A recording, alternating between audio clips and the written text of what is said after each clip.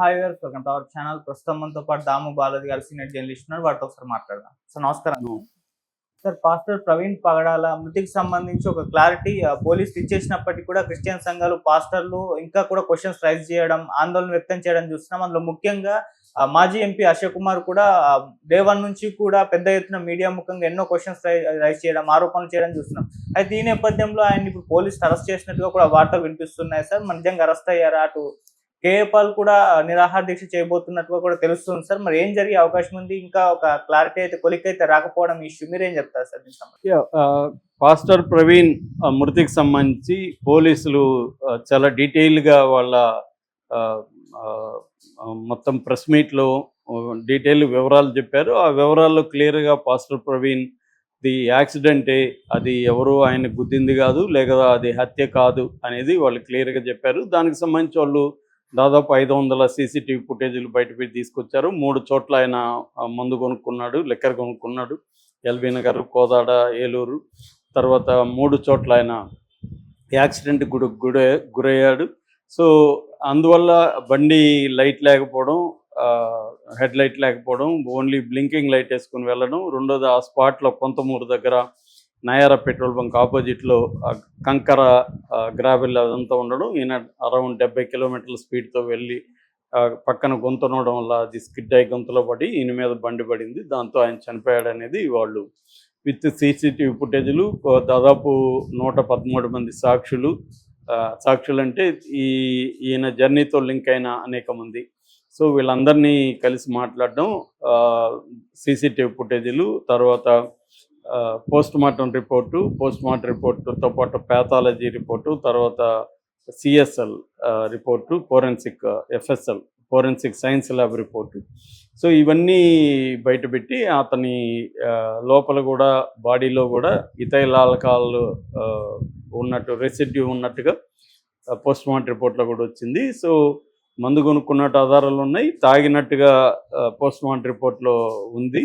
So తాగడం, మందు కొనుక్కోవడం, తర్వాత 3 చోట్ల పడ్డం వల్ల అలసిపోవడము, లైట్ లేకపోవడము, ఈ కారణాలతో యాక్సిడెంట్ జరిగింది. యాక్సిడెంట్ ఎలా జరిగింది, దానికి సంబంధించి ఎలా పడ్డారు, వీటికి సంబంధించి కూడా ఆర్టీఏ ఎక్స్పర్ట్లని, ట్రాన్స్పోర్ట్ వాళ్ళని వీళ్ళతో అంతా కూడా మాట్లాడాము. సో ప్రతిదీ మేము సైంటిఫిక్గా చేసాము. అట్లాగే ఇతను సీసీటీవీ ఫుటేజ్ టైమింగ్స్కి ఇతను పేమెంట్స్, యూపీఐ పేమెంట్స్ టైమింగ్స్ కూడా మేము టాలీ చేసుకున్నాము. అన్నీ పర్ఫెక్ట్గా వచ్చాయి.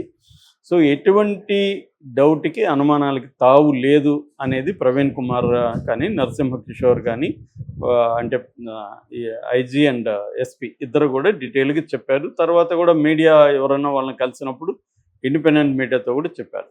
కానీ క్రిస్టియన్ నాయకులు కానీ, అంటే బెల్ని లింగం కావచ్చు, ఇటు కేఏ పాల్ కావచ్చు, ఇటు హర్షకుమార్, వీళ్ళు మాత్రం ఇది లేదు, మేము నమ్మము, ఇదంతా అబద్ధాలు, తప్పుడు రిపోర్టు చూపించారు.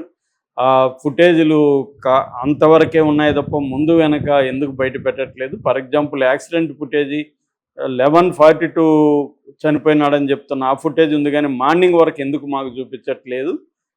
ఇట్లాంటి అనేక ప్రశ్నలు వీళ్ళు వేస్తున్నారు. ఈ ప్రశ్నలకి ఆన్సర్ వాళ్ళు మళ్ళొకసారి ఇచ్చేసి ఉంటే సరిపోయేది.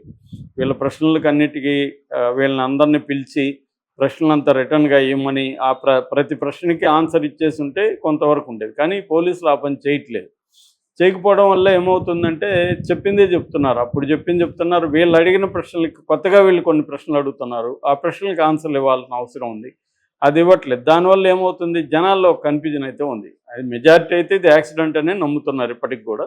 కానీ కొంతమంది పాస్టర్ ప్రవీణ్తో క్లోజ్గా ఉన్నవాళ్ళు కావచ్చు, లేకపోతే పాస్టర్ ప్రవీణ్ అంటే అభిమానం ఉన్నవాళ్ళు కావచ్చు, లేకపోతే ఈ మధ్యకాలంలో కొంతమంది Hindu right wing batch social మీడియాలో కావచ్చు, యూట్యూబ్ ఛానల్లో కావచ్చు, ఇతని మీద నెగిటివ్ కామెంట్లు చేయడం, గతంలో కూడా ఇతనికి బెదిరింపులు రావడం, వీటన్నిటి దృష్ట్యా వీళ్ళే చేసుండొచ్చు, ఇది యాక్సిడెంట్గా చిత్రీకరించారు, ఇతన్ని విజయవాడకు ముందుగానే పట్టుకొని చంపేసి ఆ ప్లేస్లో ఒక వ్యక్తి వెళ్ళి కావాలనే కెమెరాల ముందు పడడం, ఇవన్నీ చేశాడు.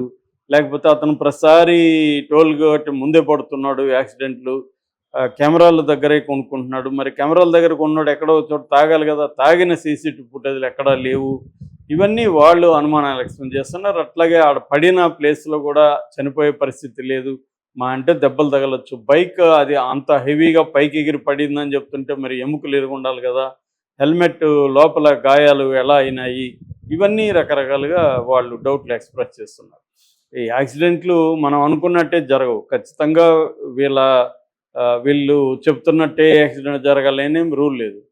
కానీ అనుమానాలు అయితే ఉన్నాయి. ఈ అనుమానాలకి ఒకసారి మళ్ళీ పోలీసులు ఎవరో ఆ ప్రతినిధులను పిలిపించి కూర్చోబెట్టుకొని ఆ ప్రశ్నలు మాట్లాడి దాన్ని కూడా లైవ్ ఇచ్చి చేసేస్తుంటే కొంత ఇదయ్యేది. కానీ వాళ్ళు ఆ పని చేయకుండా కేసులు పెట్టడం మొదలుపెట్టారు. వాళ్ళు దాదాపు 11 మంది 12 మంది మీద ఇప్పటివరకు కేసులు పెట్టారు. ఆల్రెడీ 2-3 అరెస్ట్ చేశారు.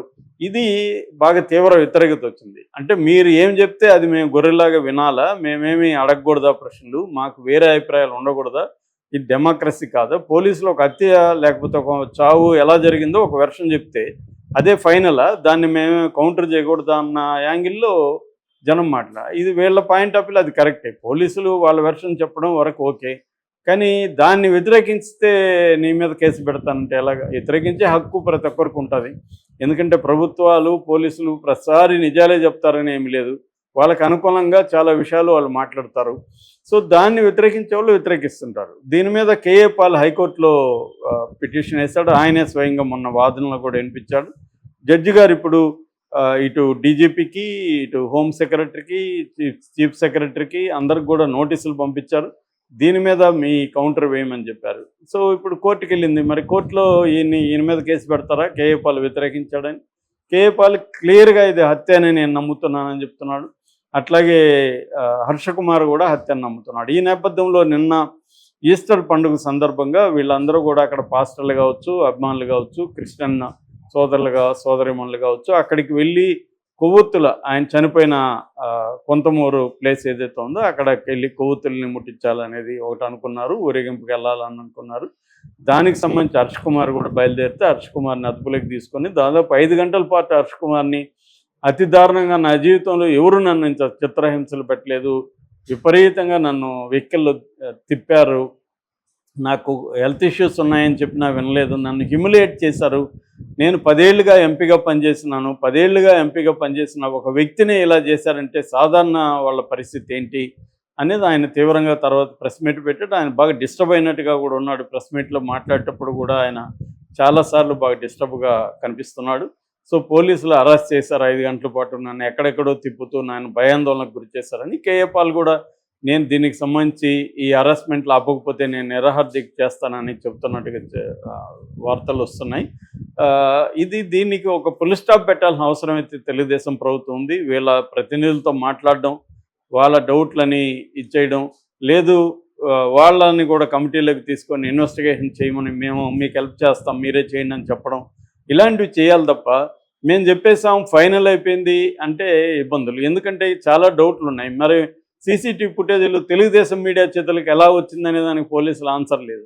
ఎలా వచ్చింది వాళ్ళ దగ్గరికి ముందుగా రాకూడదు కదా, ఎక్కడి నుంచి వచ్చింది? పోలీసులే ఇచ్చారు క్లియర్గా. ముందుగానే ఒక నెరేటివ్ క్రియేట్ చేసి ఈ అబ్బాయి యాక్సిడెంట్ మందు తాగాడని ఒక నెరేటివ్ ముందుగా క్రియేట్ చేసి దాని తర్వాత పోలీసులు ప్రకటించినట్టుగా అనుమానాలు వీళ్ళు ఎక్స్ప్రెస్ చేస్తున్నారు. దానికి ఆన్సర్ ఇవ్వాలి కదా, వాళ్ళకి ఎలా వచ్చాయి, మీకు సంబంధం లేకుండా వచ్చాయా? మరి అలాంటి ఫుటేజ్ వాళ్ళు ఇచ్చినప్పుడు వాళ్ళ మీద కేసులు ఎందుకు పెట్టట్లేదు మీరు?